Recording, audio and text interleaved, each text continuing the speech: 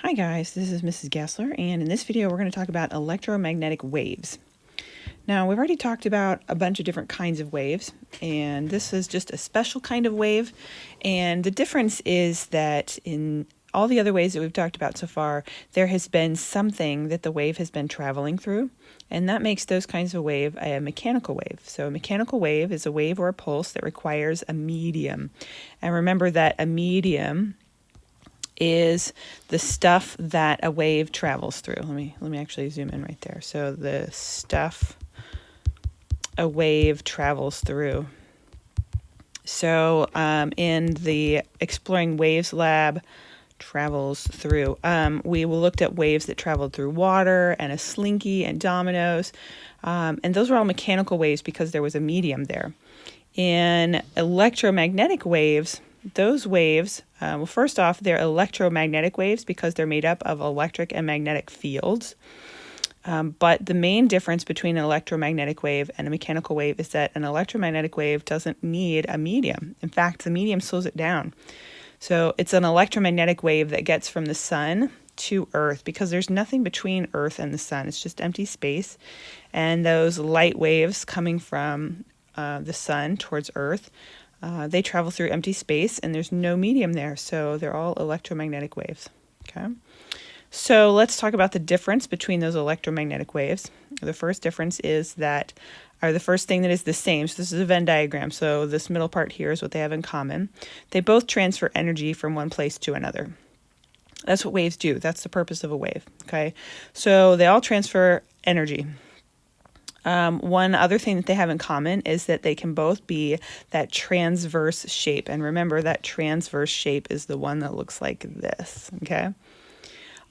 Only mechanical waves have that longitudinal shape, and it's going to look terrible when I draw it right here, but it's that one that gets closer. There, that's not getting any closer, farther. Yeah, that looks awful. You remember that one? The slinky one where it gets compressed? Okay, that's the longitudinal wave. That only happens in mechanical waves. That doesn't happen in an electromagnetic wave because they're not shaped like that. So the rest of these things are differences, and I have one on each side for each one.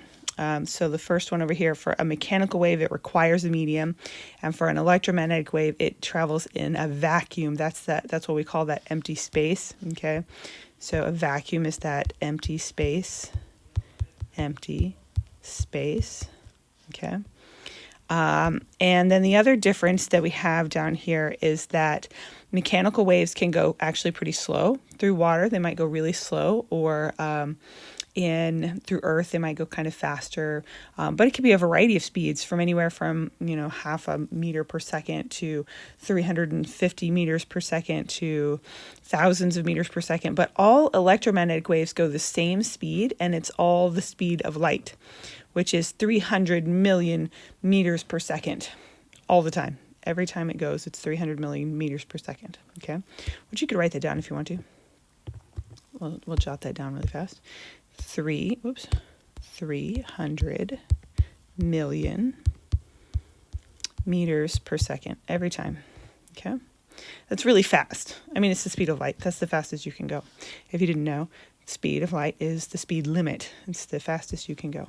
Well, you can't go the speed of light. You're too big.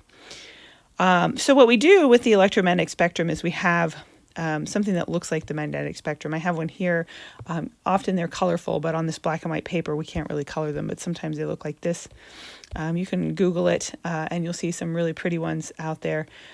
This electromagnetic spectrum we're going to write on and fill it out. Okay, so the electromagnetic spectrum is a diagram that shows all the various types of electromagnetic waves, which I abbreviated EM because I'm lazy and I don't want to write that out.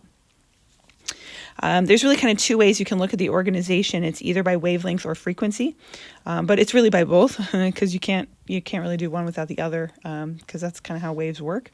But it's important to remember they all have the same wave speed, regardless of where you are on the wavelength spectrum or the frequency spectrum. They all have the same wave speed. Okay, and so we're going to fill this out, and it's going to be kind of weird. So this is what the whole thing looks like.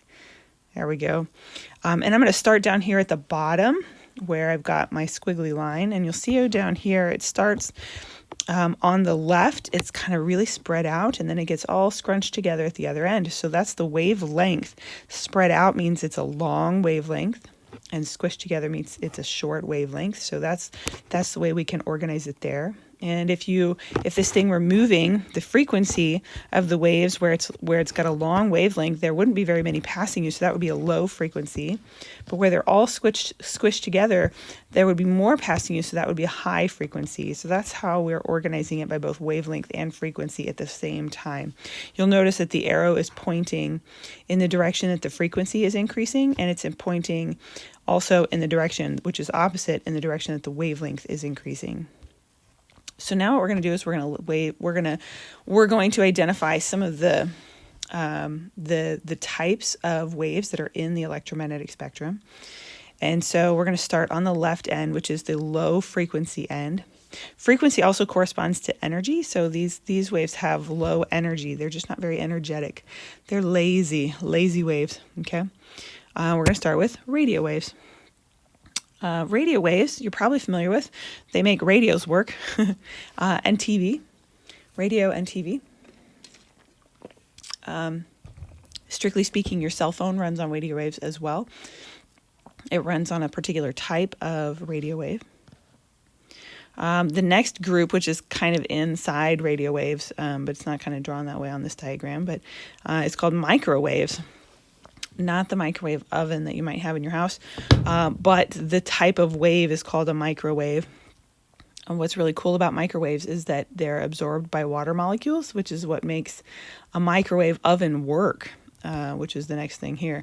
A microwave oven works by sending microwaves into water molecules, which makes them get warmer. And they're also used to make your cell phone work, but the amount of energy that is put into making your cell phone work is significantly smaller than what is put into your microwave. That's why your microwave is big and makes a lot of noise, and your cell phone is small and doesn't. You may have heard that cell phones can cook eggs, and that's just not true. You can try it. It won't work. Do tell me if you get it to work, though. I'll be very interested to know. Okay. The next one is a group called infrared. That is a weird word to say. It looks like it says infrared, but it's infrared. Infrared rays are felt as heat, and they are emitted by warm things. If you've heard of an infrared camera, that's what it's looking at. It's picking up heat, and then it's displaying it in a way that your eyes can see it. Okay, so you can't see the heat, but the camera can, and so it shows you where it's warm, which is a pretty cool thing. The next group here is visible light, and that's all the things that you can see. These are the only ones that you can see. Cameras might be able to pick up some of these other ones, but you can't, okay? Not with your eyes. You can use a computer to do it. And so that's all the different colors you can see, and I've actually color-coded these. It goes red, orange, yellow, green, blue, purple. You may have also heard of indigo, which is in between blue and violet. I think of that color as when people can't agree whether something is purple or blue. But I think really somebody put that in there so that it would be Roy G. Biv instead of Roy G. Biv. Okay, you can include it if you want to, but you don't have to.